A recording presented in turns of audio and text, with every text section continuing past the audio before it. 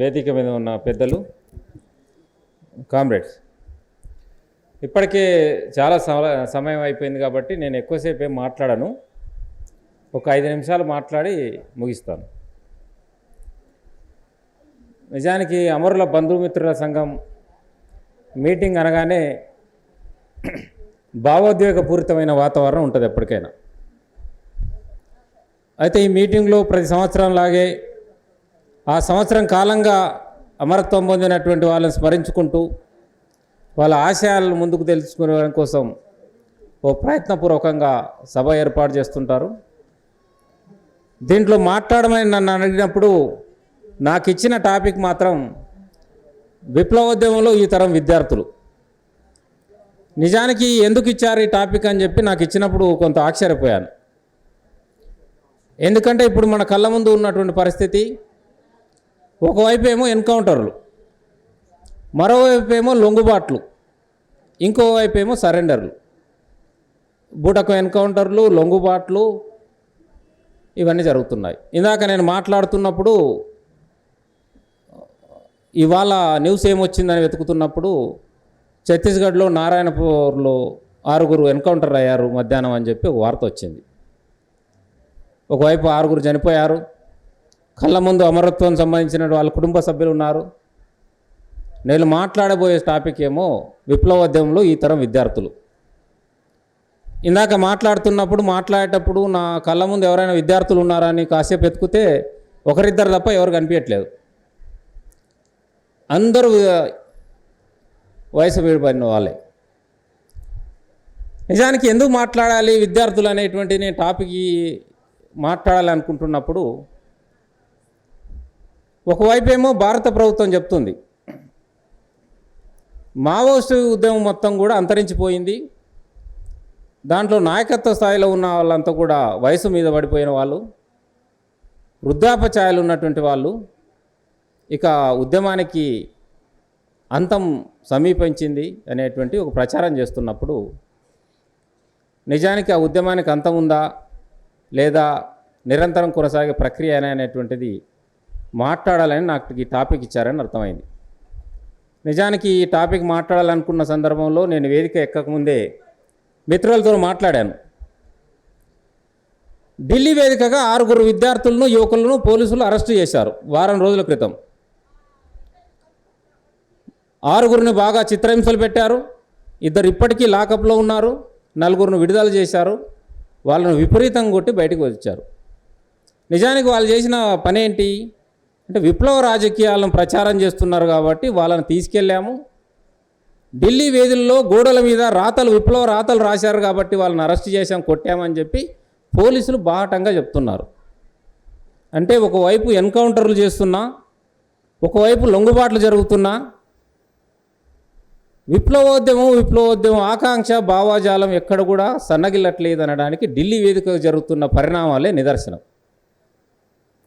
ఇందాక పుస్తకాలు ఆవిష్కరించుకున్నాం. నిజానికి ఆవిష్కరించుకున్న దాంట్లో ఈ సంవత్సరం తెలుగు రాష్ట్రాలకు 2 రాష్ట్రాలకు సంబంధించిన వాళ్ళలో 19 మంది చనిపోయారని చెప్పి అమరుల బంధుమిత్రం కరపత్రంలో వాళ్ళ పేర్లు వేశారు. దాదాపు దాంట్లో సగం మంది ప్రత్యక్షంగానో పరోక్షంగా నాకు తెలిసిన వ్యక్తులు ఉన్నారు. నేను నిన్న పానితో ఓ పుస్తకం ఇచ్చి దీని గురించి మాట్లాడాలనుకుంటున్నప్పుడు నిజానికి ఈ తరం యువకులు అంటే ఏం మాట్లాడాలి, విప్లవోద్యమంలో ఈ తరకులు అని చెప్పారు కదా, ఏం మాట్లాడాలి? బయట ఉన్న వాళ్ళ గురించి మాట్లాడాలా లేకపోతే లోపల ఉన్న వాళ్ళ గురించి మాట్లాడాలా? నిజానికి ఈ టాపిక్ ఎంత సీరియస్ టాపిక్ అంటే యాక్చువల్గా నిన్న 3 రోజుల క్రితం పార్టీ ప్రకటించింది గత సంవత్సర కాలంగా చనిపోయిన వాళ్ళ లెక్క. దాంట్లో ఆదివాసులు ఎంత ఉన్నారు, ఆదివాసీయేతరులు ఎంత ఉన్నారు, మహిళలు ఎంత ఉన్నారు, పెద్ద లెక్క ప్రకటించారు. అమరుల బంధుమిత్రుల సంఘం మన తెలుగు రాష్ట్రాల మీద సంబంధించిన ఒక లెక్క 19 మంది లెక్క ప్రకటించారు. ఈ 2 లెక్కలకు తెలియని లెక్క ఒక లెక్క పోలీస్ డిపార్ట్మెంట్ ప్రకటించింది, అది ఇప్పుడు ప్రకటించలేదు. 2014లో తెలంగాణ రాష్ట్రం ఆవిర్భవించిన తర్వాత తెలంగాణకు సంబంధించిన పోలీస్ డిపార్ట్మెంట్ ఒక లెక్క ఇచ్చింది. తెలంగాణ రాష్ట్రం సిద్ధిస్తే నిరుద్యోగ సమస్య పోతుంది, మన ఉద్యోగాలు వస్తాయి, నీళ్లు, నియామకాలు, నిధులు అనేటువంటి ఈ ప్రాంతానికి సంబంధించిన మొత్తం కూడా అందుబాటులోకి వస్తుంది. కాబట్టి ఇక్కడ ఏ సమస్య ఉండదు అని ప్రకటించిన కొంతకాలానికే తెలంగాణ రాష్ట్రం నుంచి 130 మంది యువకులు కనిపించట్లేదు అని ఒక లెక్క. ఒక్క వరంగల్ జిల్లా నుంచే 38 మంది యువకులు మావోయిస్టు ఉద్యమంలో పోయారని చెప్పి వరంగల్ ఎస్పీ ప్రకటించారు. ఆ వరంగల్ ఎస్పీ ప్రకటించిన లెక్కల్లో 12 మంది మాత్రమే లొంగిపోయారు. 138 మందిలో మిగతా వాళ్ళు ఎక్కడున్నారు? ఆ తరం విద్యార్థులు ఇప్పుడు విప్లవోద్యమంలో ఉన్నారు. ఈ మధ్యకాలంలో భూమిక చనిపోయి ఉండొచ్చు, ఒక రాకేష్ చనిపోయి ఉండొచ్చు. వీళ్ళంతా ఈ తరం విద్యార్థులే. ఒక సందర్భంగా నేను దండకారణ్యంకు నా పరిశోధన నిమిత్తం వెళ్ళినప్పుడు, నిజానికి ఆ పుస్తక ఆవిష్కరణ సందర్భంగా నేను పుస్తకం గురించి మాట్లాడాలి. ఏది భూమిక రాసిన పుస్తకం మాట్లాడాలి. ఒక సందర్భంలో నేను భూమికతో కలిశాను. భూమిక మాతో పాటు తెలంగాణ ఉద్యమంలో పనిచేసింది, ధర్నాలు చేసింది, రాస్తారోకోలు చేసింది. ఇక్కడ నుంచి అక్కడ వెళ్ళింది కదా. మాటల సందర్భంలో భూమికని అడిగాను, భూమిక నువ్వు కాకుండా ఇంకెవరన్నా ఉన్నారా అని. అన్న ఇట్లా అని చెప్పి ఒక దగ్గర తీసుకెళ్ళింది. వీళ్ళని చూడు కాసేపు అని మొత్తం చూపించింది. కాసేపు మొత్తం తిరిగి, దాదాపు కొంతకాలం మొత్తం తిరిగాను కాబట్టి చూపించింది. నాతో పాటు ఇంతమంది, వీళ్ళంతా ఎవరు? నిజానికి వాళ్ళంతా యువకులే. ఇవాళ మనం దండకారణ్య ఉద్యమం మొత్తం కూడా అంతరించిపోతుంది. మన కళ్ళ ముందు మనకు తెలిసిన వ్యక్తులు లొంగుబాటు జరుగుతున్నాయి. ఇంకోవైపు ఎన్కౌంటర్ జరుగుతున్నప్పుడు కూడా ఇంకా యువతరం అటువైపే చూస్తూనే ఉంది. ఆ యువకులంతా రేపు ఏమవుతారు అనేది పెద్ద ప్రశ్న. మొన్న ఈ మధ్యకాలంలో ఒక పుస్తకావిష్కరణ సందర్భంగా ఒక పోలీస్ ఉన్నతాధికారితో మాట్లాడడం జరిగింది. ఆయనకు నా రాతలు తెలుసు, ఫేస్బుక్లో ఏం రాస్తుంటాను, ఏం ప్రకటన చేస్తుంటాను, అవన్నీ బాగా దగ్గర చూస్తున్న వ్యక్తి. నా దగ్గరకు నేను ఆయన పరిచయం చేసుకుంటే ఆయన ఒక మాట అన్నాడు, మీరు పెద్దగా ఆశలు పెట్టుకోవాల్సిన అవసరం లేదు, త్వరలో అంతా అయిపోతుంది. కానీ మాకు ఒక స్ట్రాటజీ ఉంది. అంటే ఏం స్ట్రాటజీ అంటే 60 పైబడిన వాళ్ళనంతా కూడా మేము లొంగుబాటుకు ఆహ్వానిస్తాం, 50 కన్నా కింద ఉన్నటువంటి వాళ్ళనంతా ఎన్కౌంటర్కి మేము స్వాగతిస్తున్నామని చెప్తున్నాడు ఆయన. ఆయన భయమైన ఏంటంటే 60 వాళ్ళు 70 వాళ్ళు వాళ్ళంతా కూడా మహా అయితే ఈ వృద్ధాప్యచాయలు ఏం చేయలేకపోవచ్చు. కానీ మాకు భయం అంతా కూడా యువకులు ఇవాళ ఉద్యమాలు ఉంటే మాత్రం మళ్ళీ ఒక సందర్భంలో మళ్ళీ ఒక కాలంలో ఉద్యమాలు వాళ్ళే నిర్మాణం చేస్తారు కాబట్టి వాళ్ళు ఉండకూడదని చెప్పి, దానిలో భాగంగా ఒక భూమికి ఎన్కౌంటర్, దానిలో భాగంగా ఒక చందుకు ఎన్కౌంటర్, దానిలో భాగంగా ఒక రాకేష్ ఎన్కౌంటర్ జరిగింది తప్ప ఎట్లా జరగలేదు.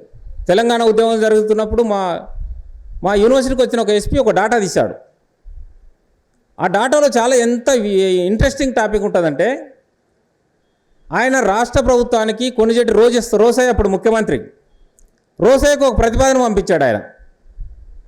ఆ ప్రతిపాదన ఏంటంటే, తెలంగాణ రాష్ట్రం సిద్ధిస్తే ఒక ప్రయోజనం జరుగుతుంది, రాష్ట్రం ఏర్పడకపోతే ఇంకో ప్రయోజనం జరుగుతుందని చెప్పి మొత్తం ఒక డాక్యుమెంట్, ఆయన 200 పేజీల డాక్యుమెంట్.